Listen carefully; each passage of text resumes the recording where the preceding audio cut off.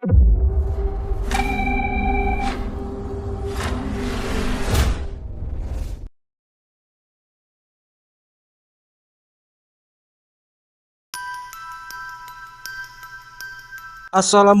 warahmatullahi wabarakatuh. Salam sehat dan sejahtera selalu. Selamat datang kembali di channel Lingkaran Misteri bersama saya Untung Prasetyo, yang pada kesempatan ini akan kembali melanjutkan kisah dari Widanu. Tapi sebelum kita masuk ke ceritanya, jangan lupa untuk terus mendukung channel Lingkaran Misteri dengan menekan tombol subscribe-nya dan juga tombol like-nya. Nyalakan lonceng notifikasinya dan share link video ini sebanyak-banyaknya. Oke, tanpa berlama-lama lagi, siapkan posisi yang nyaman dan mari kita simak ceritanya.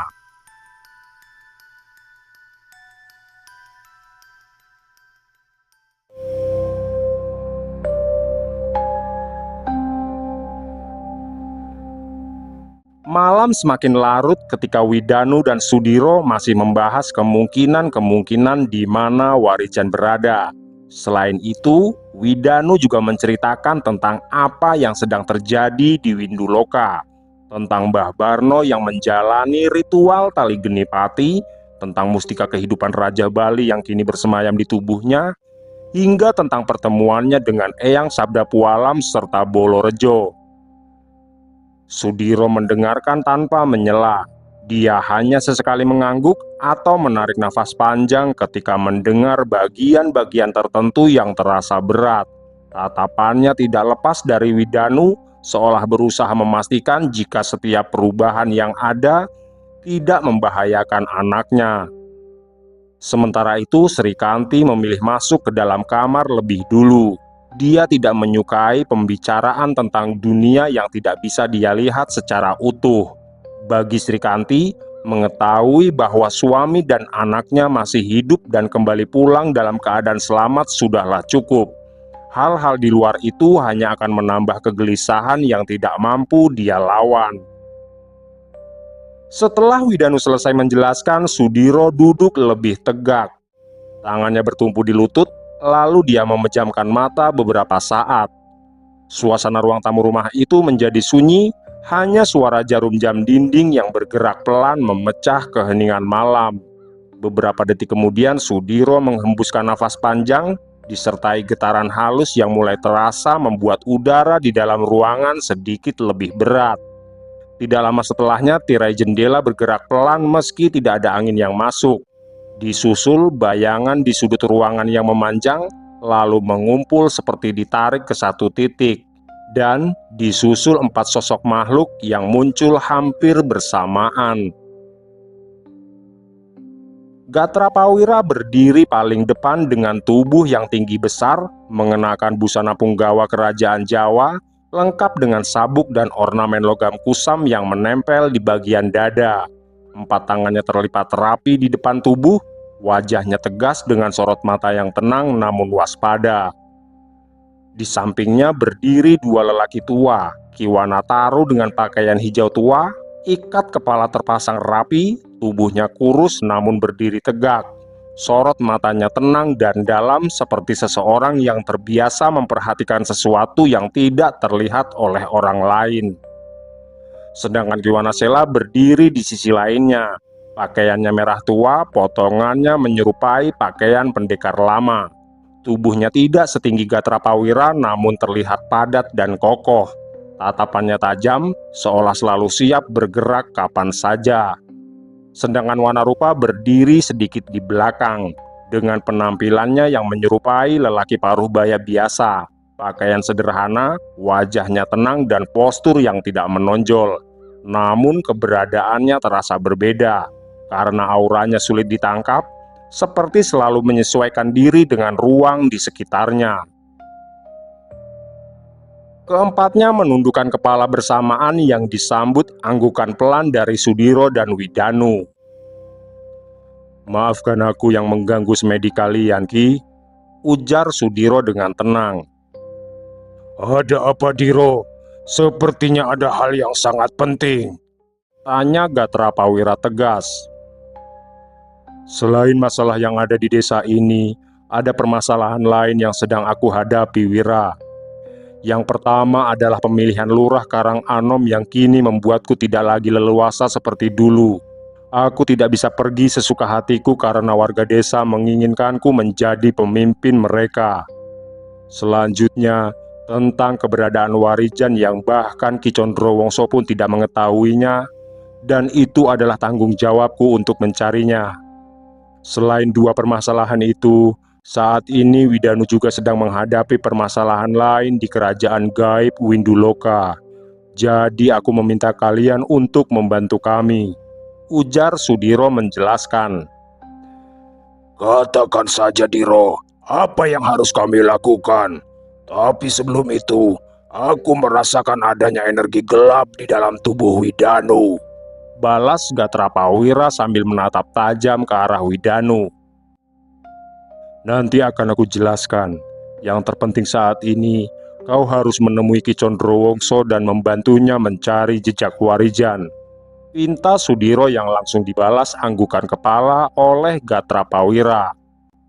Dan untukmu, Wanarupa, aku ingin kau menemani Widanu kembali ke kerajaan gaib Winduloka. Biar Ki Wanasela tetap bersamaku di sini, karena aku sangat membutuhkannya, imbuh Sudiro lagi. Baiklah, Diro. Kalau begitu aku pamit. Aku akan ke hutan Balataru menemui Ki Condrowongso, Balas Gatrapawira sambil menganggukkan kepalanya dan perlahan menghilang dari hadapan Sudiro dan Widanu serta yang lainnya. Kapan kita pergi, Danu? Tanya Wanarupa yang tidak sabar lagi. Nanti Ki, setelah aku menemui Tantri, dan kita harus memperbaiki jalur gaib di rumah Mbah Barno, balas Widanu menjelaskan. Baiklah, kapan saja aku siap, Danu, ucap Wanarupa sambil menganggukkan kepala. Sekarang aku pamit dulu, Diro, imbuhnya lagi yang perlahan menghilang. Tatapan Sudiro kini tertuju pada Ki Wanataru yang sebelumnya diminta oleh Sudiro untuk bersemayam di tubuh Lurah Marno, dan tidak membiarkan lelaki penuh ambisi itu kembali membangun kekuatannya.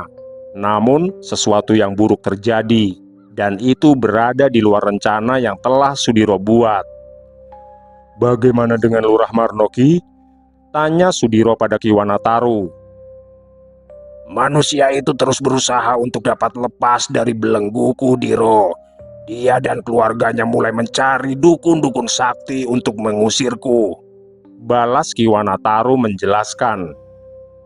Apa kau bisa bertahan hingga pemilihan kepala desa selesai, Ki? Tanya Sudiro penasaran. Akan aku usahakan, Diro. Tapi jika lawan terlalu berat, pastinya aku akan membutuhkan bantuan dari Wanasela, balas Ki Wanataru. Baiklah Ki, terima kasih, ucap Sudiro singkat.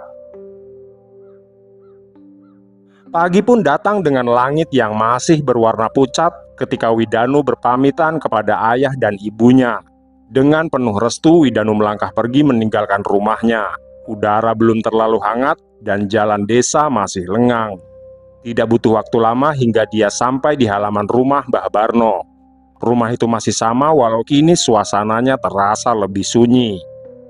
Tidak ada suara aktivitas seperti biasanya. Hanya terdengar suara sapu lidi yang bergesek perlahan di halaman depan. Tantri yang sedang menyapu berhenti ketika melihat sosok Widanu melangkah masuk ke pekarangan. Sapu di tangannya jatuh begitu saja, matanya membesar lalu berkaca-kaca sebelum akhirnya dia berlari mendekat. Mas Danu, ucapnya lirih dengan suara bergetar. Tantri langsung memeluk Widanu tanpa ragu. Tangisnya pecah seketika, tubuhnya bergetar menahan rasa rindu, lega sekaligus takut mendengar kabar yang selama ini dia tunggu. Widanu terdiam beberapa detik, dia membalas pelukan itu dengan tenang sambil menepuk pelan punggung Tantri, mencoba menenangkan tanpa banyak kata. Dari dalam rumah, seorang perempuan parubaya keluar dengan langkah tergesa. Bu Asri berhenti di ambang pintu ketika melihat Widanu. Tangannya menutup mulutnya sendiri menahan tangis yang hampir keluar. Danu, kamu sudah kembali, Le, ucapnya sambil terisak.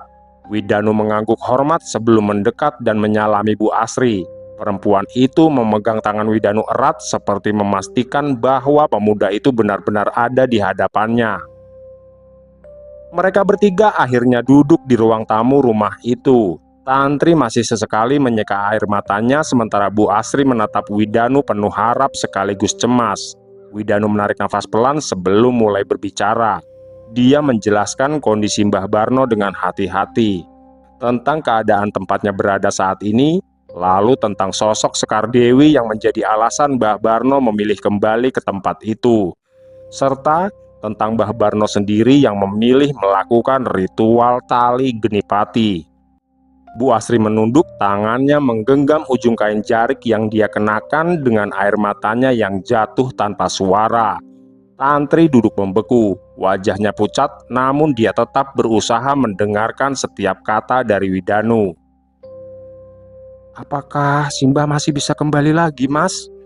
tanya Tantri dengan suara lirih.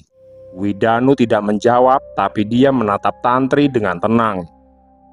"Itu semua tergantung Simbah sendiri, Tri. Jika beliau berubah pikiran, aku rasa beliau masih bisa kembali ke dunia ini," jawab Widanu menjelaskan. "Tapi ada hal yang lebih penting yang ingin aku sampaikan. Saat ini Simbah membutuhkanku, Tri. Jadi aku harus kembali ke tempat itu," imbuh Widanu yang membuat Tantri dan Bu Asri terkejut. "Loh, memangnya ada apa lagi, Nak Danu?" tanya Bu Asri penasaran. "Ada benda yang masih tertinggal, Bule, dan benda itu sangatlah penting bagi Simbah. Selain itu, Danu juga harus memastikan jika Simbah benar-benar berada dalam keadaan baik," balas Widanu meyakinkan. "Aku harus kembali ke tempat Mbah Barno berada sekarang, Tri," imbuhnya sambil menatap lekat ke arah Tantri. "Tapi sampean harus berjanji loh, Mas. Jika sampean pasti kembali," pinta Tantri dengan wajah tertunduk. "Aku berjanji, Tri. Aku pasti kembali," balas Widanu sambil tersenyum. "Dan setelah ini pergilah ke rumah Ibu, Tri, karena tadi Ibu memintamu untuk membantunya memasak hari ini," imbuh Widanu lagi yang mencoba mengusir rasa sedih yang mulai melekat di rumah itu. "Iya, Mas," balas Tantri singkat. "Biar nanti Bule ikut ke rumah, Mule," sambung Bu Asri sambil tersenyum. Setelah perbincangan panjang pagi itu, akhirnya Widanu meminta Tantri dan Bu Asri mengantarnya ke kamar Mbah Barno. Langkah mereka bertiga berjalan pelan menyusuri lorong rumah yang terasa lebih sepi dari biasanya. Tidak ada suara aktivitas dapur ataupun percakapan ringan seperti hari-hari sebelumnya. Hanya bunyi lantai kayu yang berderit pelan setiap kali mereka melangkah. Tantri membuka pintu kamar itu dengan hati-hati. Ruangan masih tertata seperti terakhir kali Mbah Barno dan Widanu pergi. Dipan kayu sederhana, meja kecil di samping ranjang, serta beberapa benda pusaka yang tersimpan rapi di sudut ruangan. Namun udara di dalam kamar terasa berbeda. Lebih dingin dan sunyi, seolah menyimpan jejak sesuatu yang belum benar-benar selesai. Widanu melangkah terlebih dahulu, tatapannya menyapu setiap sudut ruangan, memastikan kondisi jalur gaib yang pernah terbuka di tempat itu masih ada. "Danu pamit ya, Bule," ucap Widanu sambil menganggukkan kepalanya. "Aku akan segera kembali, Tri," imbuhnya lagi sambil tersenyum ke arah Tantri yang diam tertunduk. "Hati-hati, Nak Danu. Doa kami selalu menyertaimu," balas Bu Asri sambil mengusap pundak Tantri. Widanu mengangguk sambil memegangi pintu kamar. Sementara Tantri sempat menatapnya beberapa detik lebih lama sebelum akhirnya melangkah keluar bersama ibunya. Pintu kamar itu ditutup perlahan, menyisakan Widanu seorang diri di dalam ruangan. Keheningan langsung menyelimuti kamar tersebut.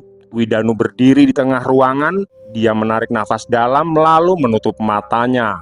Pancawara dalam tubuhnya mulai berdenyut pelan, menyelaraskan aliran energi yang mengitari ruangan itu. Beberapa saat kemudian Widanu mengangkat tangan kanannya. Getaran tipis mulai muncul di sekitar dipan tempat dulu Mbah Barno biasa melakukan ritual. Lantai di bawahnya bergetar pelan, udara di dalam kamar terasa semakin berat. Bayangan di sudut ruangan mulai bergerak tidak beraturan seolah tertarik menuju satu titik di tengah kamar. Widanu membuka matanya perlahan sambil berbisik lirih. "Datanglah, Ki," panggilnya dengan tenang namun tegas. Beberapa detik ruangan itu tetap sunyi. Lalu bayangan di dekat dinding kamar perlahan memanjang dan berkumpul. Dari kumpulan bayangan itu perlahan muncul sosok lelaki paruh baya dengan pakaian sederhana. "Rahayu Danu, aku sudah menunggu panggilanmu," ucap Wanarupa sambil menganggukkan kepala. "Rahayu, Ki," balas Widanu singkat. "Hari ini kita akan ke Winduloka melalui jalur ini, Ki. Setelah kita melewatinya, jalur ini harus ditutup dari dalam, Ki. Aku tidak ingin ada makhluk lain yang memanfaatkannya," imbuh Widanu sambil mengangguk pelan. Wanarupa menatap sekeliling ruangan merasakan sisa getaran energi yang masih tertinggal. "Itu sebuah keputusan yang sangat tepat, Danu. Jalur ini memang akan sangat berbahaya," balas Wanarupa. Widanu kemudian melangkah mendekati titik di mana energi itu berpusat. Dia menempelkan telapak tangannya ke udara kosong di depan dipan. Dalam hitungan detik, permukaan udara di hadapannya bergetar seperti permukaan air yang sedang disentuh.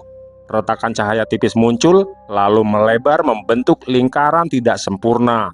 Dari dalam lingkaran itu, hawa asing mulai keluar, lebih dingin dan terasa berat. Pancawara di dalam tubuh Widanu berdenyut lebih kuat, menyesuaikan diri dengan jalur yang mulai terbuka. Lingkaran itu perlahan berubah menjadi gerbang samar yang tidak sepenuhnya terlihat, namun jelas terasa keberadaannya. Widanu menoleh sebentar ke arah pintu kamar, seolah memastikan bahwa Tantri dan Bu Asri berada dalam keadaan aman. Tatapannya kemudian kembali fokus ke gerbang gaib itu. "Setelah kita masuk, aku akan menutup jalur ini, Ki," ucap Widanu yang membuat Wanarupa mengangguk. "Aku akan menjaga prosesnya, Danu," balas Wanarupa. "Tapi, wujud apa yang harus aku gunakan ketika sampai di kerajaan gaib itu?" tanya Wanarupa penasaran. "Apakah langsung saja aku menggunakan wujud Eyang Nagawana?" Imbuhnya lagi memastikan. "Jangan, Ki. Sebaiknya kau meniru wujud dan energiku. Tapi nanti saat kita sudah sampai di Winduloka," balas Widanu tegas. Widanu menarik nafas panjang lalu melangkah maju. Tubuhnya menembus permukaan gerbang gaib itu tanpa hambatan. Dalam sekejap, ruangan kamar Mbah Barno menghilang dari pandangannya. Wanarupa mengikuti tepat di belakangnya, dan begitu mereka melewati batas jalur, suasana langsung berubah. Tanah Winduloka terbentang di hadapan mereka dengan langit yang berbeda dari dunia manusia. Getaran energi di tempat itu terasa lebih padat dan hidup. Widanu berdiri beberapa langkah dari titik kedatangannya. Dia langsung berbalik menghadap jalur yang masih terbuka di belakangnya dan menutup gerbang gaib itu yang kini terlihat seperti celah tipis yang menggantung di udara. Widanu mengangkat kedua tangannya, pancawara memancar dari tubuhnya menyatu dengan sisa energi jalur tersebut. Rajah-rajah penutup mulai terbentuk, menyusun lapisan demi lapisan seperti jaring yang menutup celah gerbang gaib itu. Keheningan menyelimuti hamparan tanah Winduloka setelah gerbang gaib itu benar-benar tertutup. Angin tipis berembus pelan membawa getaran halus yang terasa asing sekaligus akrab bagi Widanu. Dia menurunkan kedua tangannya perlahan. Pancawara di dalam tubuhnya masih berdenyut namun perlahan mereda mengikuti irama alam Winduloka. Wanarupa menatap ke arah tempat gerbang tadi berada. Dia menggerakkan telapak tangannya pelan, merasakan sisa jalur yang kini sudah terputus sepenuhnya. "Jalur itu sudah benar-benar terkunci dari sisi dunia manusia, Danu," ucap Wanarupa pelan.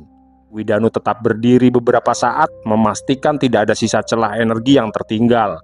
Tatapannya menelusuri ruang kosong di hadapannya, merasakan aliran pancawara yang perlahan kembali menyatu di dalam tubuhnya.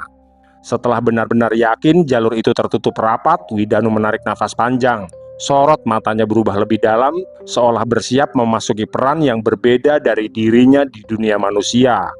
Dan ketika energi Pancawara mereda, kini energi Raja Bali mulai bergerak dari pusat dadanya dan menyebar perlahan ke seluruh tubuhnya. Hawa di sekitarnya langsung berubah lebih berat. Tanah Winduloka di bawah kakinya bergetar tipis mengikuti gelombang energi yang keluar dari tubuh Widanu.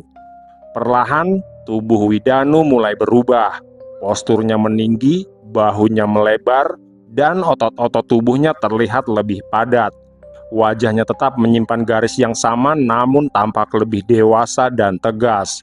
Rambutnya memanjang hingga sebahu, tertiup pelan oleh arus energi yang berputar di sekelilingnya. Rajah merah khas bangsa Gandharwa muncul di kedua lengannya. Polanya bergerak perlahan seperti aliran yang hidup, memancarkan aura kuat yang menyatu dengan Pancawara. Pakaiannya pun ikut berubah. Busana sederhana yang dia kenakan perlahan tergantikan oleh baju perang punggawa kerajaan. Kain dan pelindung tubuhnya tersusun rapi seperti pakaian senopati kerajaan Jawa, lengkap dengan sabuk dan pelindung bahu yang terlihat kokoh. Ketika perubahan itu selesai, aura yang terpancar dari tubuh Widanu terasa jauh lebih dalam dan berwibawa. Aura pemimpin dari bangsa Gandharwa kini benar-benar bangkit dalam diri Widanu.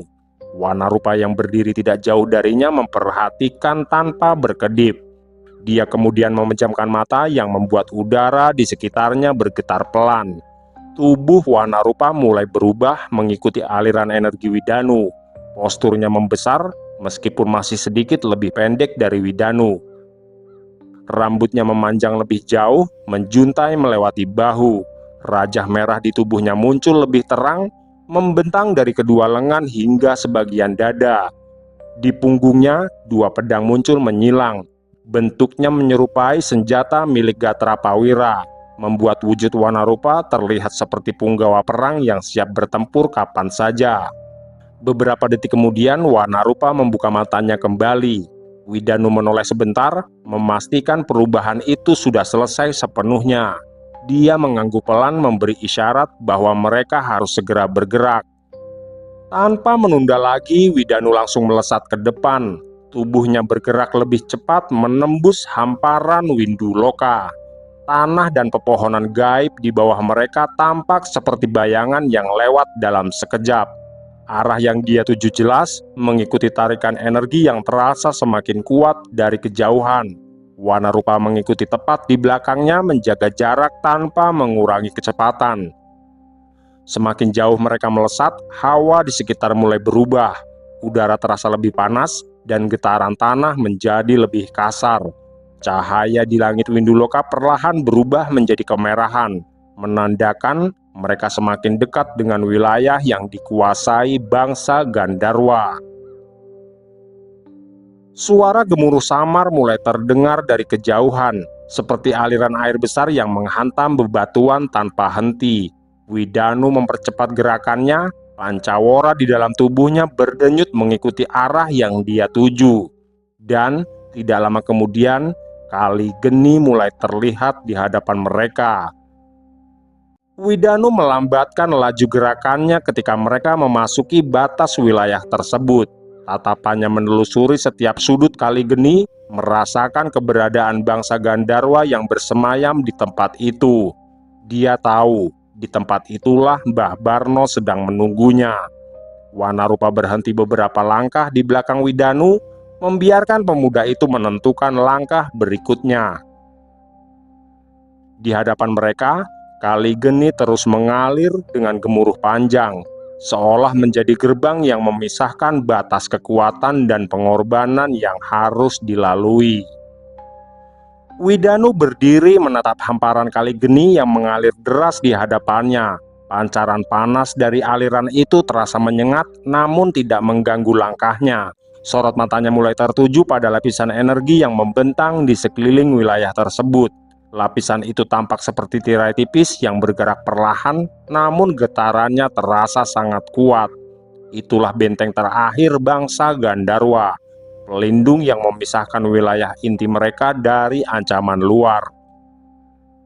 Widanu melangkah tanpa ragu, Begitu telapak kakinya menyentuh batas lapisan energi itu, gelombang panas menyapu tubuhnya. Rajah merah di kedua lengannya berpendar, merespon pengakuan dari energi penjaga tersebut. Lapisan pelindung itu bergetar beberapa saat, lalu membuka celah sempit di hadapan Widanu. Wanarupa berjalan mengikuti di belakangnya, dan ketika dia melewati batas pelindung itu, rajah merah di tubuhnya ikut memancarkan cahaya. Lapisan energi sempat bergetar lebih keras seperti memeriksa keberadaannya. Namun, karena aliran energi yang dia tiru sepenuhnya menyerupai Widanu, lapisan itu akhirnya memberikan jalan. Mereka berdua berhasil menembus benteng terakhir bangsa Gandharwa. Di wilayah itulah suasana terasa jauh berbeda.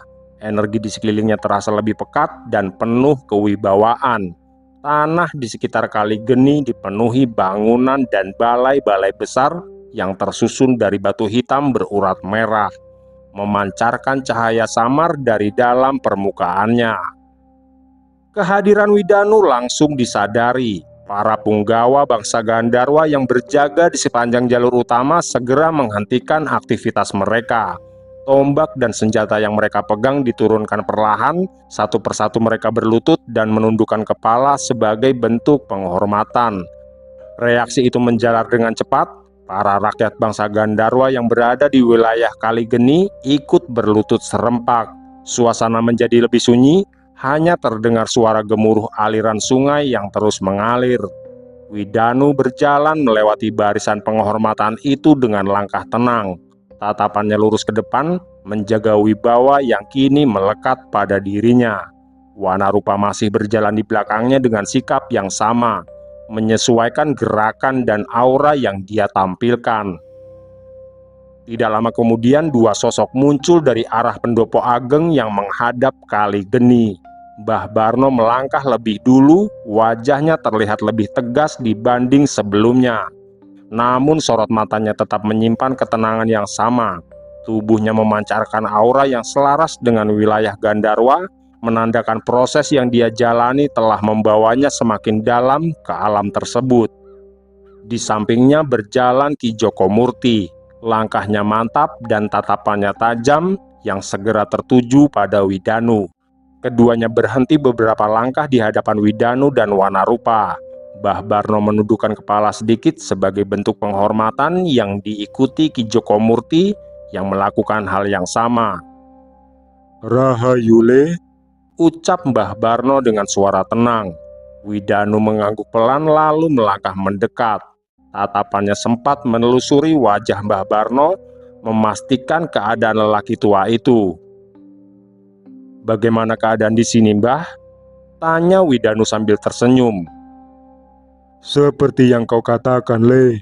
Kami menunggumu dan tidak melakukan pergerakan apapun selain mempersiapkan para punggawa yang akan bergerak menuju lembah Mangkara, balas Mbah Barno menjelaskan.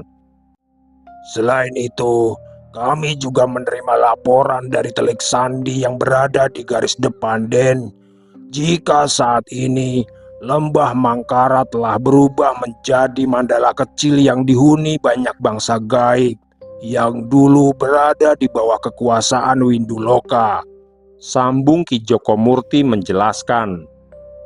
"Setelah ini kita akan membuat siasat tempur. Tapi sebelum itu, perkenalkan, beliau adalah pendampingku, Ki," ucap Widanu tegas sambil menoleh ke arah Wanarupa. Wanarupa melangkah maju sambil menundukkan kepala dengan sikap hormat. "Namanya Wanarupa," lanjut Widanu lagi. Ki Joko Murti menatap sosok tersebut dengan seksama. Sorot matanya mencoba membaca aliran energi yang menyelimuti tubuh Wanarupa. Beberapa detik dia terdiam sebelum akhirnya mengangguk pelan. Energinya sangat kuat dan sangat tertata, ucap Ki Joko Murti singkat. Wanarupa yang telah menyatu dengan peran barunya membalas penghormatan itu dengan menundukkan kepala lebih dalam. Auranya tenang, membuat beberapa punggawa yang berdiri di sekitar mereka saling melirik, merasakan tekanan halus yang menyelimuti udara. Kalau begitu, sebaiknya kita langsung ke pendopo ageng saja, Den, ucap Ki Joko Murti sambil memberi isyarat kepada beberapa punggawa untuk membuka jalur menuju pusat wilayah Gandarwa.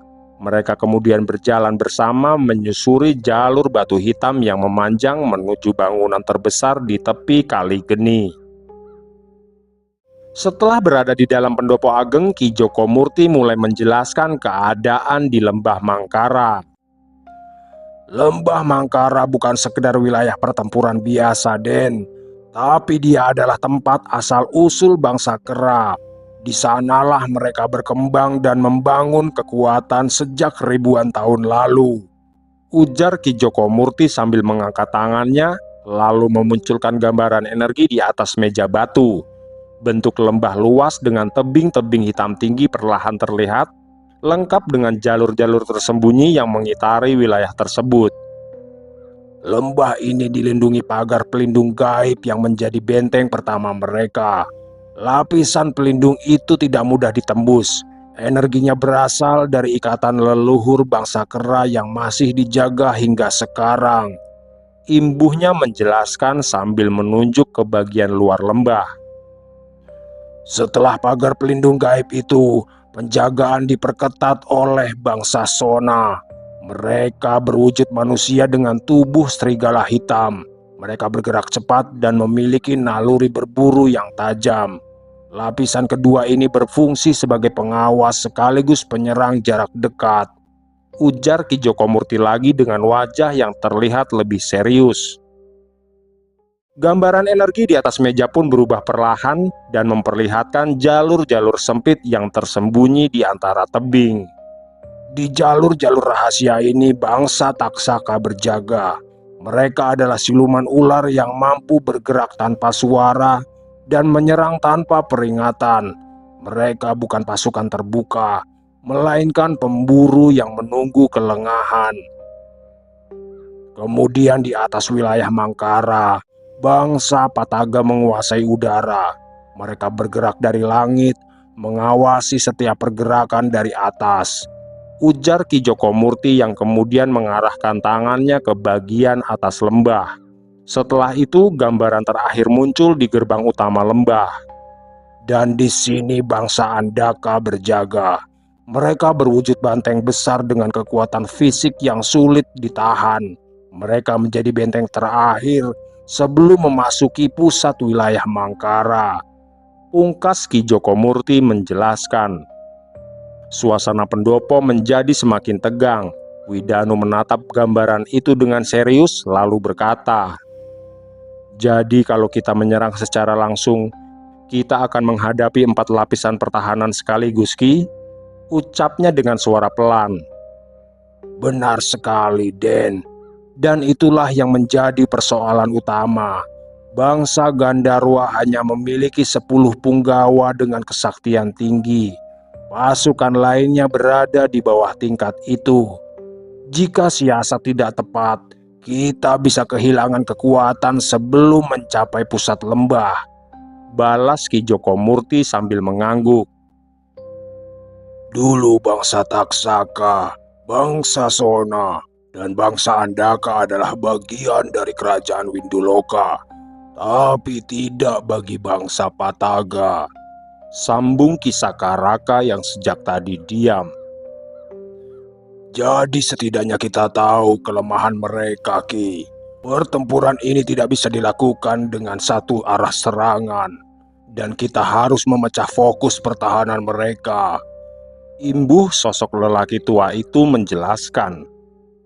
Widanu menatap kembali gambaran lembah dengan seksama. Sorot matanya tajam, mencoba membaca kemungkinan jalur yang bisa dimanfaatkan. Wanarupa kemudian melangkah sedikit mendekat. Jika pagar pelindung gaib menjadi benteng pertama, kita harus mencari cara agar mereka tidak menyadari saat lapisan itu terbuka. Ucapnya dengan tenang. Lalu apa yang akan kita lakukan, Kisanak? Tanya Ki Joko Murti. Wanarupa mengangguk pelan, lalu menjelaskan pemikirannya.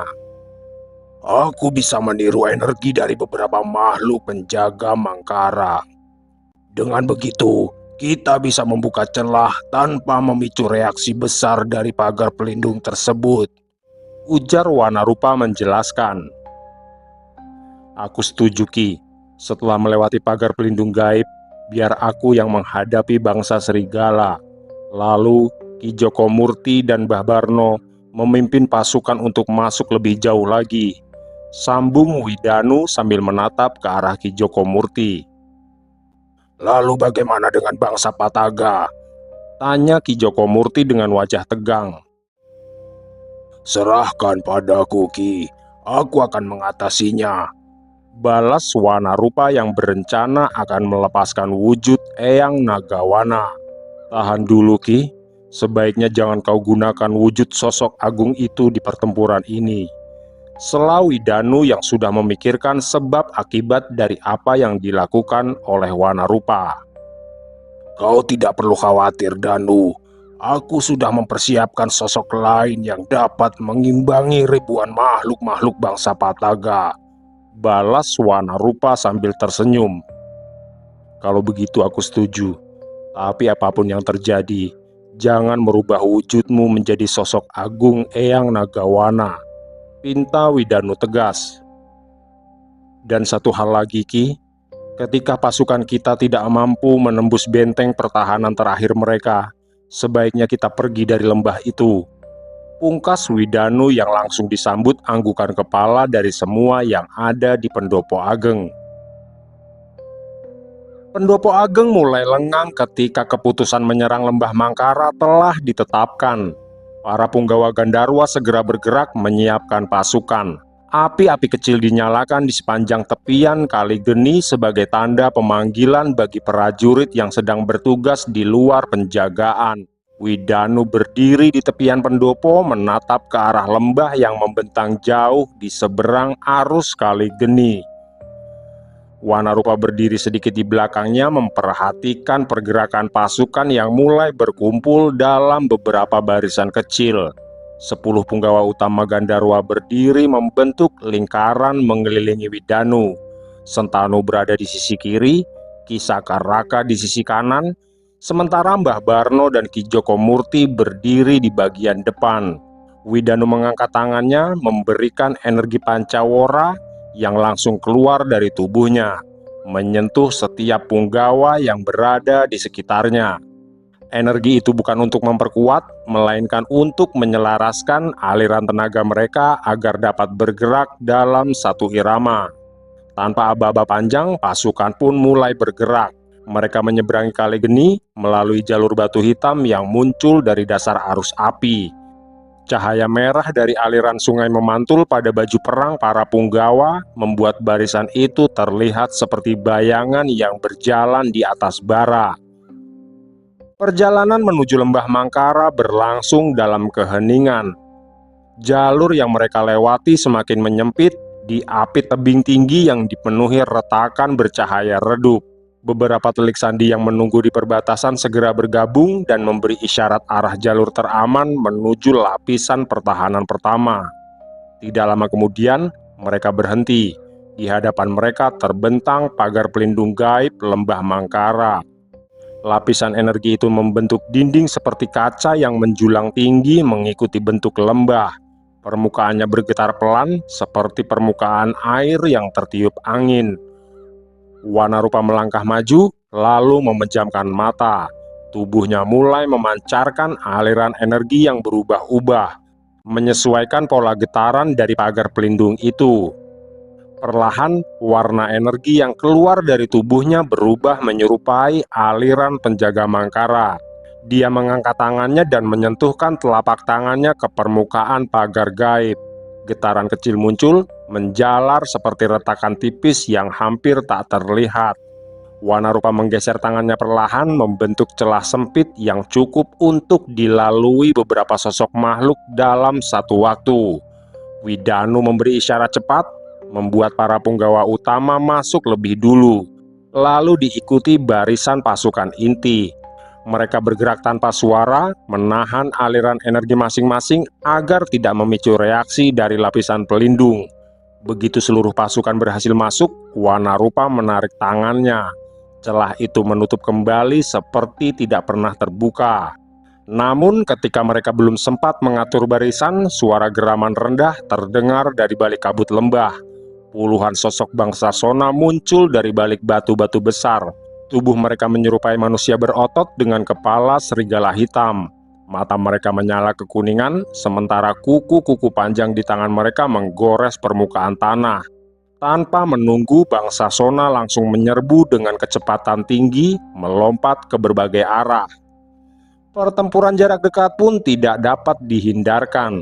Widanu berdiri beberapa langkah di depan barisan Punggawa Gandarwa. Nafasnya teratur, sorot matanya tenang menatap puluhan bangsa Sona yang kini menyebar membentuk lingkaran serangan. Geraman mereka semakin keras, seolah memberi aba-aba sebelum menerkam bersama. Serangan pertama datang dari sisi kiri. 3 makhluk melompat hampir bersamaan dengan cakar yang mengarah langsung ke leher dan dada Widanu. Namun Widanu tidak bergeser. Dia menurunkan sedikit posisinya lalu merapatkan kedua telapak tangannya di depan dada. Bibirnya bergerak pelan merapal ajian Karangwana. Rajah merah di kedua lengannya meredup sesaat, lalu berubah menjadi lapisan energi tebal yang menyelimuti seluruh tubuhnya. Detik berikutnya, cakar-cakar bangsa Sona menghantam tubuh Widanu. Suara benturan keras terdengar, namun serangan itu seperti menghantam batu karang. Tubuh Widanu hanya bergeser setapak, sementara 3 makhluk itu terpental mundur. Cakarnya terasa seperti membentur permukaan keras yang tidak dapat ditembus. Bangsa Sona lainnya tidak mundur, tapi mereka justru mempercepat serangan. Beberapa meluncur rendah mengarah kaki Widanu, sementara yang lain melompat ke atas mencoba menjatuhkannya dengan bobot tubuh mereka. Widanu tetap berdiri tegak di tengah kerumunan.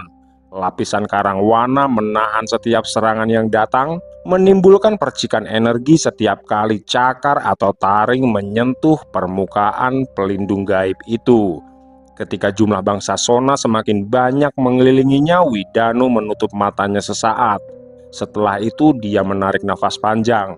Energi Pancawara mengalir dari pusat tubuhnya, menyatu dengan tenaga yang telah dia bangun melalui ajian Karangwana.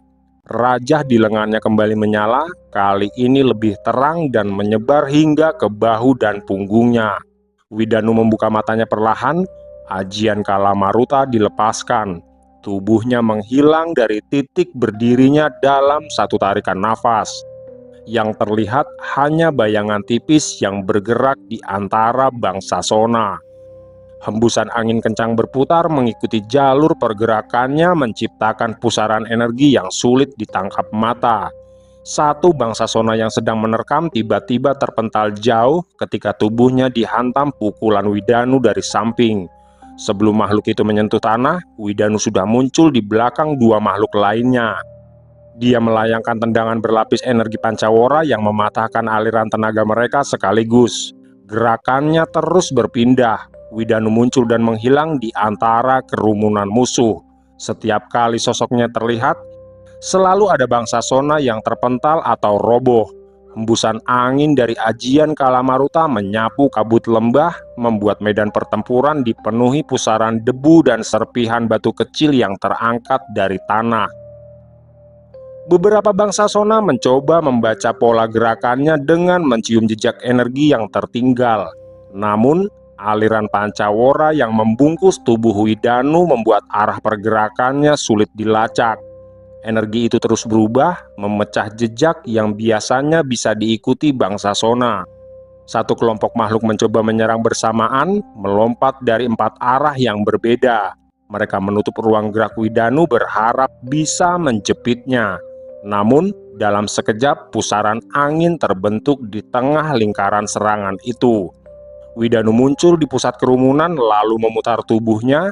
Gelombang energi yang tercipta dari putaran Kalamaruta menyapu 4 makhluk itu sekaligus dan menghantam mereka hingga terlempar ke arah batu-batu lembah. Sementara itu, Ki Joko Murti dan Mbah Barno yang memimpin pasukan utama langsung bergerak ketika pertempuran Widanu pecah. Mereka memanfaatkan kekacauan yang diciptakan oleh pusaran angin dari ajian Kalamaruta untuk menembus jalur dalam lembah. Barisan punggawa inti mengikuti rapat di belakang mereka, melangkah cepat namun tetap menjaga formasi. Kabut lembah Mangkara semakin menebal seiring mereka masuk lebih dalam. Udara terasa lembab dan beraroma anyir.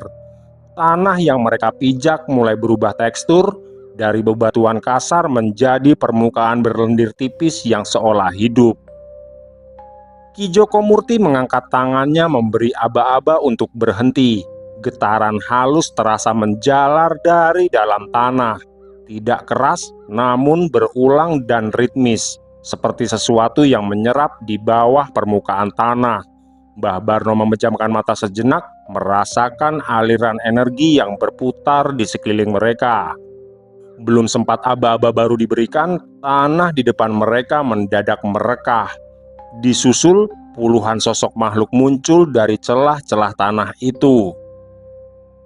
Makhluk bangsa Taksaka berdiri tegak menghadang jalur pasukan. Tubuh mereka menyerupai manusia, namun seluruh kulitnya tertutup sisik berlapis yang berkilau kehijauan. Bagian bawah tubuh mereka memanjang seperti ular besar yang melingkar di tanah, menopang tubuh bagian atas yang berotot dan lentur. Mata mereka berwarna hijau pucat, lidah bercabang menjulur keluar masuk di sela taring panjang yang meneteskan cairan racun. Salah satu Taksaka mengangkat tubuhnya lebih tinggi dari yang lain, seolah menjadi pemimpin barisan. Akhirnya kita berjumpa di sini, Ki Patih Joko Murti, ucap sosok makhluk bertubuh ular besar itu sambil berdesis panjang. Benar sekali, Bandot Geni. Ini bukan sebuah kebetulan semata, tapi ini adalah garis nasib kita, balas Ki Joko Murti. Kau masih sama seperti Patih Gandarwa yang aku kenal, Ki. Kata-katamu selalu terdengar bijak, tapi sayangnya kepemimpinanmu itu tidak sama dengan apa yang keluar dari mulutmu, ujar sosok makhluk pemimpin bangsa Taksaka yang bernama Bandot Geni. Desisan panjang keluar dari mulut Bandot Geni disusul gerakan serempak puluhan makhluk lain yang langsung meluncur menyerang. Pasukan punggawa Gandarwa mencoba menahan serangan awal, beberapa melayangkan senjata pusaka dan gelombang energi. Namun sisik tebal bangsa Taksaka menahan sebagian besar serangan. Bahkan beberapa punggawa terseret jatuh ketika ekor ular raksasa menghantam kaki mereka. Ki Joko Murti melompat ke depan. Gerakannya cepat, meski tubuhnya terlihat tua. Dia mengayunkan lengannya melepaskan gelombang tenaga yang menghantam kepala salah satu Taksaka. Makhluk itu terlempar, namun segera bangkit kembali. Sisik di bagian kepalanya retak, tapi tidak cukup untuk melumpuhkannya. Serangan balasan datang lebih ganas. Dua Taksaka melilit tubuh Ki Joko Murti dari arah samping. Ekor panjang mereka berusaha mengunci pergerakannya, sementara tangan bersisik mereka mencengkeram bahunya, mencoba menyuntikkan racun melalui taring yang mengarah ke leher. Ki Joko Murti menggeram pelan. Dia menghentakkan kedua kakinya ke tanah.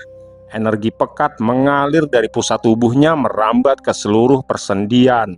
Tubuhnya mulai berubah, otot-ototnya membesar, tulang-tulangnya merenggang, dan kulitnya mulai diselimuti bulu hitam yang tumbuh cepat menutupi seluruh tubuhnya.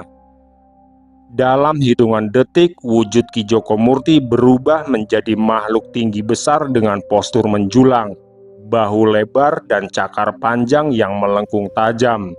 Taring panjangnya terlihat jelas ketika dia menggeram keras.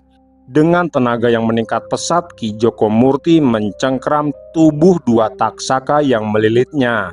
Cakarnya menembus sela-sela sisik mereka, lalu merobeknya, dan dengan hentakan yang brutal dia mengayunkan salah satu tubuh Taksaka menghantam rekannya sendiri hingga keduanya terpental menghantam dinding batu lembah. Sementara itu, pertempuran di sisi lain semakin memanas.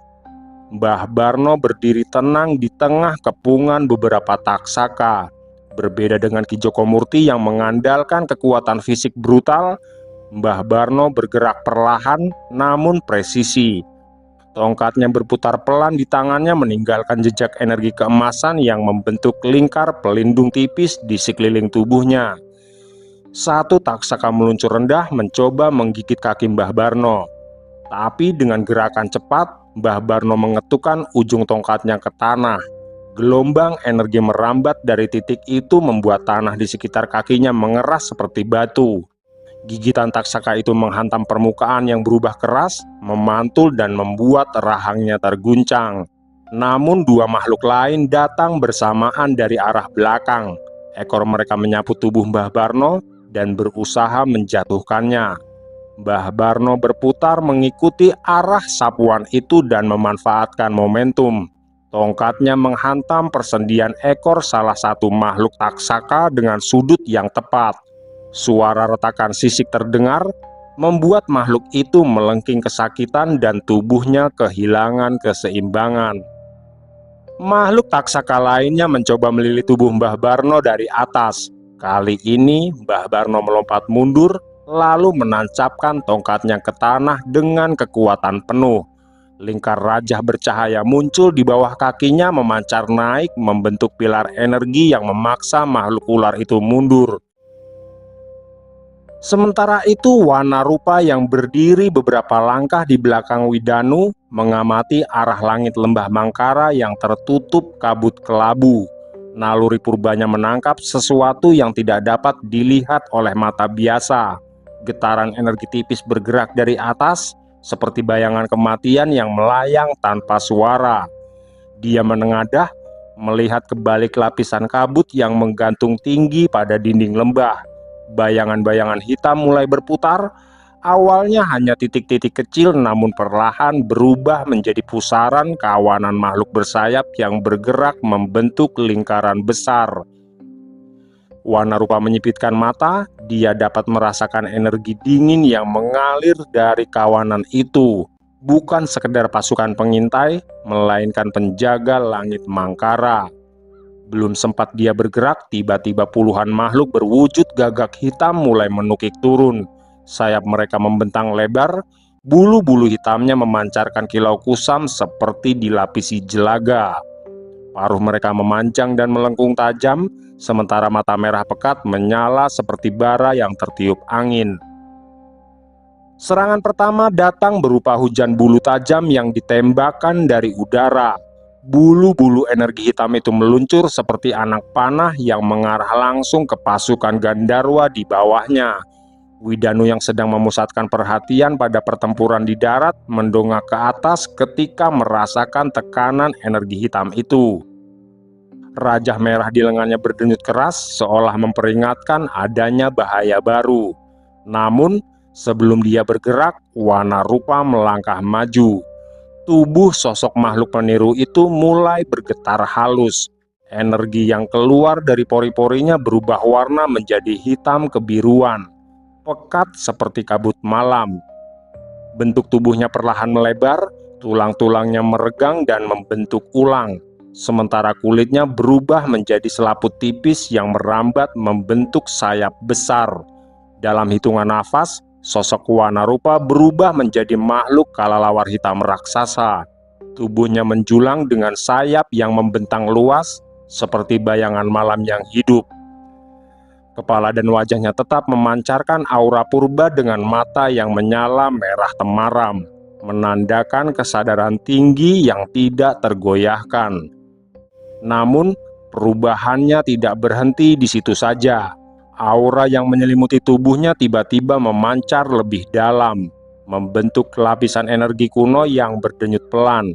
Wujudnya kini menyerupai sosok legendaris Surokolo, makhluk penguasa kegelapan yang dikenal memiliki ilmu sukma abadi, ilmu yang membuatnya hidup kembali ketika sudah dimusnahkan. Melihat perubahan yang terjadi pada Wanarupa, Widanu tampak terpukau. Dia dapat merasakan tekanan energi yang keluar dari Wanarupa menembus hingga ke inti pancawara dalam tubuhnya. Gelombang kekuatan itu bukan sekedar besar, melainkan sangat tua. Nafas Widanu tertahan sesaat oleh kekaguman yang bercampur rasa hormat yang memenuhi dadanya. Di hadapannya kini berdiri bukan hanya sosok makhluk perewangan, melainkan entitas gaib dengan kesaktian yang bahkan sulit dia ukur. Wanarupa yang kini berwujud kelelawar besar itu langsung mengembangkan sayapnya penuh. Hembusan angin hitam berputar di sekeliling tubuhnya, memecah kabut yang menggantung di langit lembah. Tanpa menunggu serangan berikutnya, dia melesat ke atas. Gerakannya cepat dan sunyi, meninggalkan bayangan hitam yang menyapu udara. Dalam sekejap, dia sudah berada di tengah pusaran bangsa Pataga. Kawanan gagak hitam itu langsung bereaksi. Mereka membentuk formasi melingkar, lalu menyerbu dari berbagai arah. Sayap-sayap mereka menghempaskan bilah angin tajam yang berputar seperti pisau terbang. Wanarupa memutar tubuhnya di udara, sayap besarnya mengepak sekali memecah serangan angin itu seperti kabut tipis. Seekor Pataga menukik dari belakang, paruhnya mengarah ke leher Wanarupa.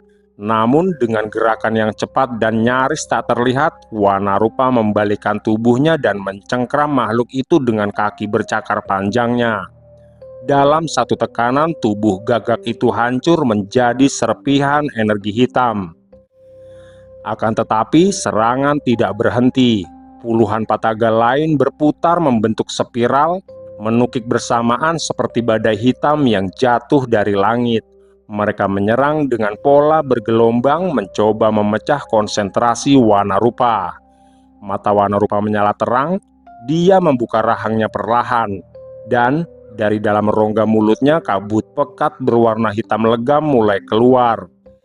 Kabut itu bukan sekedar energi, melainkan racun sukma yang menyerang inti kesadaran makhluk yang terpapar. Dengan satu hembusan panjang, racun hitam itu menyebar ke udara. Kabut beracun itu berputar mengikuti arus sayapnya, membentuk pusaran besar di langit lembah. Makhluk-makhluk dari bangsa Pataga yang terbang terlalu dekat langsung kehilangan kendali. Sayap mereka melemah, bulu-bulu mereka rontok terbakar oleh racun gaib itu. Satu persatu, makhluk gagak hitam itu jatuh dari langit. Tubuh mereka berubah menjadi serpihan bayangan hitam sebelum sempat menyentuh tanah. Sebagian Pataga mencoba menghindar dan menyerang dari jarak jauh dengan hujan bulu energi. Namun Wanarupa bergerak seperti bayangan yang menari di antara badai. Setiap kepakan sayapnya menciptakan gelombang racun yang menyapu jalur udara, memutus pola serangan kawanan itu. Seekor Pataga berukuran lebih besar mencoba menerobos dari sisi atas. Dia memekik keras, memanggil sisa kawanan untuk menyerang bersamaan. Paruhnya menyala merah, menandakan energi penghancur yang dipusatkan di ujung serangannya. Tapi Wanarupa tidak menghindar. Dia justru melesat menyambut makhluk itu. Tubuh kelelawar raksasanya menembus pusaran serangan, lalu dengan kecepatan luar biasa dia menggigit bagian leher Pataga pemimpin itu. Racun hitam mengalir langsung melukai luka gigitan, menyebar ke seluruh tubuh makhluk tersebut. Dan dalam beberapa detik, cahaya merah di mata Pataga itu padam. Tubuhnya membeku, lalu pecah menjadi serpihan bayangan yang lenyap tertiup angin lembah. Sisa kawanan Pataga mulai tercerai-berai. Sebagian mencoba melarikan diri dari lapisan kabut tertinggi, namun Wanarupa mengejar tanpa memberi celah. Racun hitamnya membentuk jejak di udara, menyapu setiap makhluk bersayap yang mencoba bertahan. Di bawah sana, Widanu menatap langit dengan nafas tertahan. Bayangan sayap raksasa Wanarupa menutup cahaya redup lembah Mangkara. Setiap gerakannya terasa seperti tarikan kehancuran yang anggun namun mematikan. Pancaran energinya bahkan terasa menenangkan, seolah kehadirannya menjamin bahwa langit medan perang itu tidak akan jatuh ke tangan musuh. Perlahan suara kepakan sayap dan pekikan bangsa Pataga mulai mereda. Langit lembah kembali dipenuhi kabut kelabu, namun kini tanpa bayangan kawanan hitam yang mengintai dari atas. Akan tetapi, baru beberapa saat langit lembah Mangkara terlihat aman, Tiba-tiba dua energi besar melesat ke arah Wanarupa. Energi itu terasa panas bahkan ketika sosok makhluk yang mendekat belum tiba.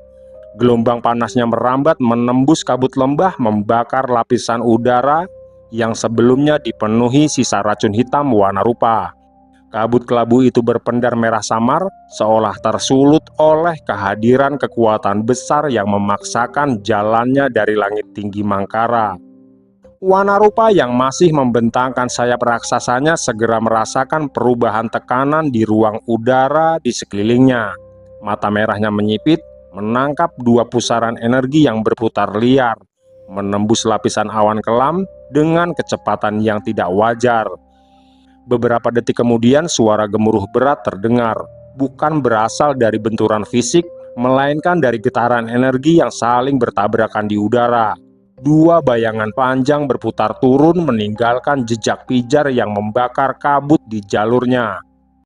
Di bawah sana, Widanu yang baru saja merobohkan barisan terakhir bangsa Sona merasakan getaran keras pada Raja Merah di seluruh lengannya.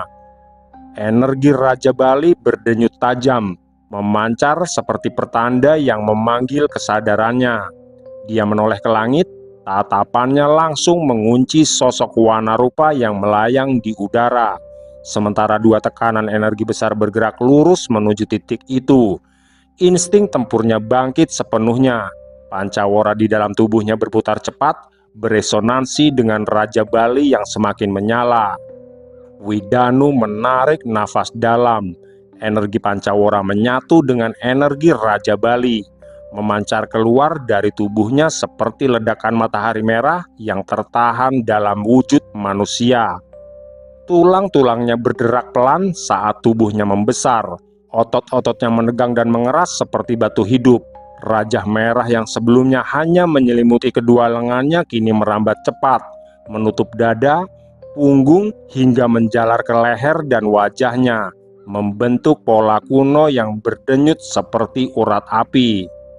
Tidak berhenti sampai di situ, kekuatan besar yang bangkit dari dalam diri Widanu langsung dipadukan dengan ajian jagat papat. Energi Pancawara yang telah menyatu dengan Raja Bali berputar kuat di dalam tubuhnya membentuk gelombang tekanan yang membuat tanah di sekitarnya bergetar halus. Raja Merah di sekujur tubuhnya menyala semakin terang. Aliran energi itu tidak lagi memancar keluar, melainkan menekan ke dalam. Seolah seluruh kekuatan yang ada di tubuhnya dipadatkan menjadi satu pusat tenaga. Dalam satu hentakan nafas, Widanu membuka kedua lengannya. Ledakan energi senyap terjadi, tubuh Widanu berpendar kuat, lalu dari tubuh itu sendiri, tiga sosok lain perlahan keluar secara utuh. Mereka tidak muncul dari sisi tertentu, melainkan seperti terlepas langsung dari satu sumber yang sama. Energi Raja Bali yang menyelimuti tubuh Widanu terbelah menjadi 4 aliran yang berdiri berdampingan. Ketika cahaya merah itu mereda, 4 sosok Widanu berdiri di tanah lembah Mangkara. Postur tubuh, rajah, dan pancaran aura hingga tekanan kekuatan yang mereka miliki benar-benar sama. Tidak ada yang tampak lebih lemah maupun lebih dominan. Setiap wujud membawa kesadaran tempur yang utuh, seolah satu kehendak yang terbagi menjadi 4 arah. Widanu yang berdiri di tengah menatap ke arah langit lembah. Dia dapat merasakan getaran energi dari makhluk yang datang ke arah Wanarupa. Dan tanpa mengucapkan apapun, dia menoleh ke arah salah satu wujudnya, lalu mengangguk pelan seolah memberi tanda. Sosok Widanu bayangan itu langsung memahami isyarat tersebut. Dalam satu hentakan kaki, tubuhnya melesat lurus ke atas, menembus lapisan udara lembah dengan kecepatan tinggi, meninggalkan jejak gelombang energi yang memecah kabut pertempuran di jalurnya. Wujud itu bergerak maju ke arah tempat Wanarupa menghadapi tekanan kekuatan besar yang datang dari langit Mangkara. Sementara itu, Widanu bersama 2 wujudnya yang lain memusatkan pandangannya ke dalam lembah. Getaran pertempuran dari berbagai penjuru mulai terasa semakin padat. Tanah Mangkara berdenyut, seakan menanggapi kehadiran tiga kekuatan besar yang kini berdiri di wilayah tersebut. Tanpa menunggu lebih lama, ketiga Widanu itu bergerak bersamaan, melesat masuk lebih dalam menuju pusat wilayah Mangkara. Setiap langkah mereka menimbulkan gelombang tekanan yang menyibak kabut dan energi liar yang berputar di sepanjang jalur pertempuran, menandai bahwa serangan menuju jantung kekuatan Mangkara telah benar-benar dimulai. Sementara itu, dalam hitungan detik, sosok wujud bayangan Widanu telah berdiri melayang di sisi Wanarupa. Sementara Wanarupa menatap ke arah depan dengan sayap hitamnya yang tetap terbentang, menciptakan bayangan luas di udara. Keduanya kini melayang berdampingan, menghadapi arah datangnya dua energi besar yang semakin mendekat. Kabut langit Mangkara tiba-tiba terbelah, dan dari dalam pusaran api yang membakar udara muncullah sosok naga besar berwarna merah menyala. Tubuhnya panjang dan dipenuhi sisik tajam, berkilau seperti logam panas. Sayap hitam pekat membentang dari punggungnya, mengibas dengan kekuatan yang menciptakan badai angin membara di sekelilingnya. Dari sela-sela sisiknya, pijaran lava tampak mengalir, memancarkan panas yang membuat ruang udara di sekitarnya beriak seperti fata morgana. Di sisi kanannya melayang sosok naga lain yang lebih kecil namun tidak kalah mengerikan. Tubuhnya hijau gelap dengan sisik berlapis menyerupai batu giok retak. Mata makhluk itu memancarkan cahaya kehijauan dingin, kontras dengan panas yang dibawa naga merah. Dari sela nafasnya keluar uap beracun yang mengalir turun seperti kabut kehancuran. Kedua naga itu berputar perlahan di udara, mengunci posisi Widanu dan Wanarupa dari dua sisi yang berbeda. Gerakan tubuh panjang mereka membentuk lingkaran mengurung yang perlahan menyempit, sementara sayap mereka mengepak dengan irama berat yang mengguncang langit lembah. Aku tidak menyangka jika ada anak-anak naga yang baru menetas di tempat ini, ujar Wanarupa dengan suara bergema. Apakah aku harus menunjukkan naga yang sesungguhnya? Imbuh Wanarupa sambil menoleh ke arah Widanu yang langsung menggelengkan kepalanya. Mengetahui tanda dari Widanu, Wanarupa menyesuaikan posisi terbangnya.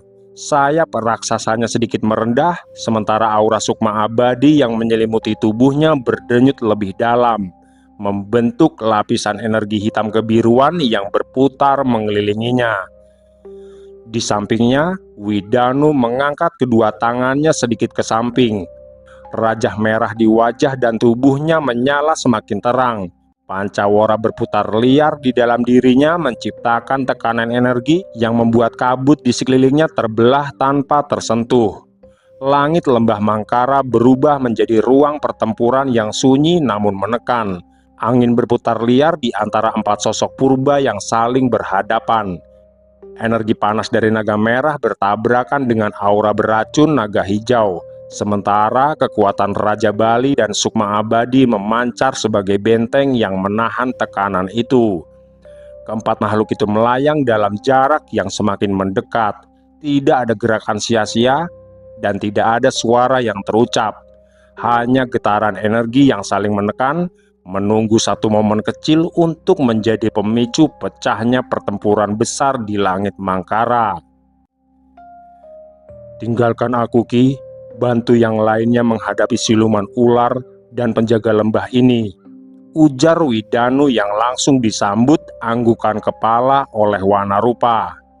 Tanpa menunggu lagi, Wanarupa melesat turun ke arah Ki Joko Murti dan Mbah Barno serta punggawa bangsa Gandarwa lainnya. Dia tahu Widanu dapat menghadapi dua makhluk naga itu dengan energi Pancawara yang menyatu bersama energi Raja Bali.